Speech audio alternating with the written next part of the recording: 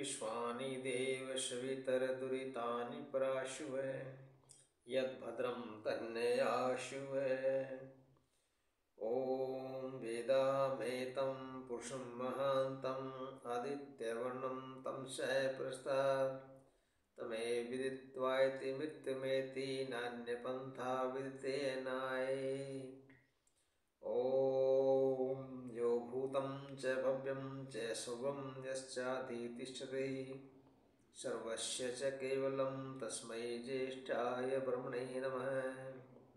तस्मै ज्येष्ठाय ब्रह्मणे नमः।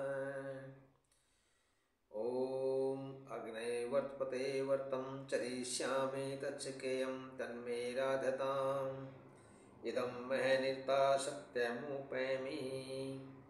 ओम शांति शांति शांति। ओम। आदरणीय धर्म प्रेमी सज्जनों, आप सुन रहे हैं वाल्मीकि रामायण और वाल्मीकि रामायण का आज ये अयोध्या कांड का 43वां सर्ग। पिछले सर्ग में हमने पढ़ा था कि राम लक्ष्मण और सीता के सहित भारद्वाज ऋषि के आश्रम में चले गए। भारद्वाज ऋषि जो अग्निहोत्र करके उठे थे, श्री राम ने उनको देख करके सीता सहित लक्ष्मण सिंह हाथ जोड़कर प्रणाम किया और भारद्वाज ऋषि ने बताया उनको कि मुझे सब पता लग गया है, मैंने सुन लिया है आपके अकारण वनवास के बारे में, तो आप चिंता ना करें, आप यहाँ पर सुखपूर्वक वास करें। लेकिन श्री राम बोलते हैं महर्षि भारद्वाज को कि महाराज भगवान, यह वास जनपद और प्रवासी लोगों को बहुत निकट पड़ेगा और वो मुझे और सीता जी को मिलने के लिए सरलतापूर्वक यहाँ आ जाएंगे, इसलिए मुझे यहाँ रहना उचित नहीं है। और वो उस रात महर्षि भारद्वाज के आश्रम में बिता करके और सवेरे वो चल पड़ते हैं। कहाँ चल पड़ते हैं सुनिए, ये इस 43वें सर्ग के अंदर। शत्रुओं का दमन करने वाले श्री राम और लक्ष्मण महर्षि भारद्वाज के आश्रम में एक रात्रि बिता करके प्रातःकाल होते ही महर्षि को प्रणाम करके चित्रकूट पर्वत की ओर प्रस्थानित हुए। वहाँ से वो चल देते हैं, जो कि उस वक्त यमुना के पार हुए और वो चित्रकूट पर्वत की तरफ चल देते हैं महर्षि भारद्वाज से विदा लेकर के। सज्जनों, महर्षि भारद्वाज ने उनके लिए स्वसत्यन वेद मंत्रों का पाठ किया और उनको वहाँ से प्रस्थित हुआ देख महर्षि कुछ दूर उनके पीछे पीछे गए। जिस प्रकार पिता अपने योग्य पुत्रों के पीछे जाता है, महर्षि भी उनको विदा करने गए कुछ दूर तक। कुछ दूर उनके साथ जाकर के उन्हें मार्ग बता करके महर्षि तो लौट आए। जब भारद्वाज ऋषि लौट गए तब श्री राम ने लक्ष्मण जी से कहा, क्या कृत पुण्यः सम सौमित्रे मुनिर्यन्नो अनुकंपते इति तौ पुरुष व्याघ्रौ मंत्रित्वा मनुष्युनौ सीतामेवागर्तः कृत्वा कालिंदीं जगमतनुर्दिं अथा साध्य तु कालिंदीं शीघ्रस्रोतो वहां नदीं चिंतामापेदीरे सर्वे नदी जल तितीर्ष्वः तौ काष्ठ संगाठ मथौ चकर्तुः सुमहाल्प्लौ। इसका मतलब क्या कि 3 श्लोक ये हैं रामायण के। इनके अंदर श्री राम ने क्या कहा लक्ष्मण को कि हे लक्ष्मण, हम बड़े भाग्यशाली हैं और हम लोग बड़े पुण्य आत्मा हैं। तभी तो मुनिवर भारद्वाज हमारे ऊपर इतने अनुकंपा कर रहे हैं कि हमें छोड़ने भी गए हैं, हमें अपने आश्रम में भी रखा है। मनस्वी एवं नर केसरी दोनों राजकुमार इस प्रकार वार्तालाप करते हुए सीता जी को आगे करके यमुना नदी के पास पहुंचे।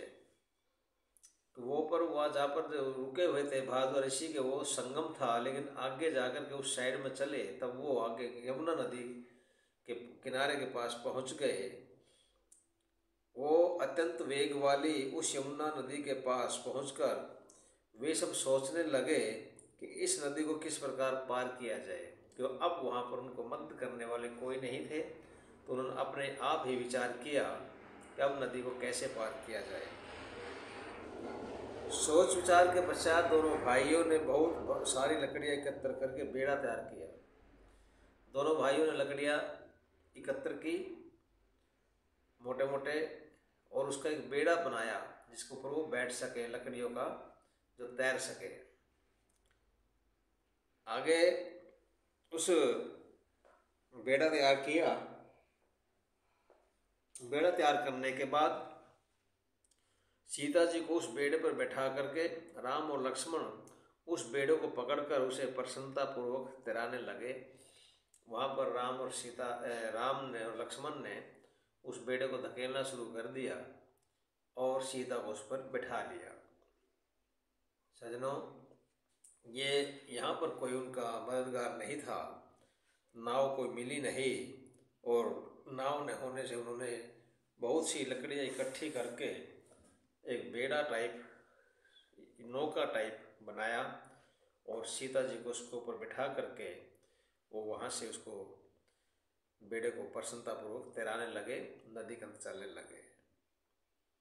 आगे क्या बोलते हैं श्लोक के अंदर, ते तीर्णः पल्वमुत्सृज्य प्रस्थाय यमुना वनात् श्यामं न्यग्रोधमासेदुः शीतलम अरितच्छदम्, कि यमुना को पार करके और उस बेड़े को वहीं छोड़ वे यमुना नदी, जो यमुना के तट के वन से प्रस्थान करते हुए श्याम वर्ण हरे हरे पत्तों वाले तथा शीतल छाया से युक्त एक वट वृक्ष के नीचे पहुँचे। उन्होंने उस बेड़े के साथ मिलकर के वो यमुना नदी को पार कर लिया और यमुना नदी को पार करके उस बेड़े को वहीं छोड़ दिया उन्होंने। और यमुना नदी के किनारे किनारे जो जंगल थे वहाँ से चलते हुए वो आगे जा कर के श्याम वर्ण हरे हरे पत्तों वाले और सीधा छाले के वट वृक्ष, बहुत बड़ा वट वृक्ष था, वहाँ पर वो नीचे उसके पहुँच गए, वहाँ पर वो गए।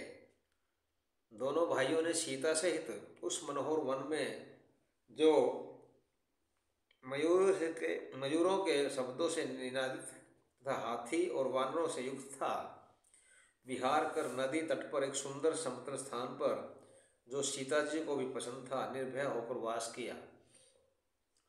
वहाँ पर वो नदी पार कर लिया उन्होंने, यमुना नदी को, और यमुना नदी के किनारे पार करके वो फिर एक वट वृक्ष के जो बड़ का पेड़ था उसके नीचे पहुँच जाते हैं। वहाँ पर वो जंगल हाथियों से, वानरों से और मोरों के शब्द से, मयूर शब्द से निनादित हो रहा था। उस एरिया में, उस जंगल में हाथी बंदर थे, लेकिन वो निडर होकर के वहाँ पर निर्भय होकर उन्होंने सीता सहित वहीं पर वास किया और वहीं पर उन्होंने अपनी रात गुजारी। आज तक का ये यहीं पर, आगे 44वें सर्ग में आएगा आपके सामने। तब तक के लिए आप इंतज़ार कीजिए। आपका बहुत बहुत धन्यवाद। सादर नमस्ते।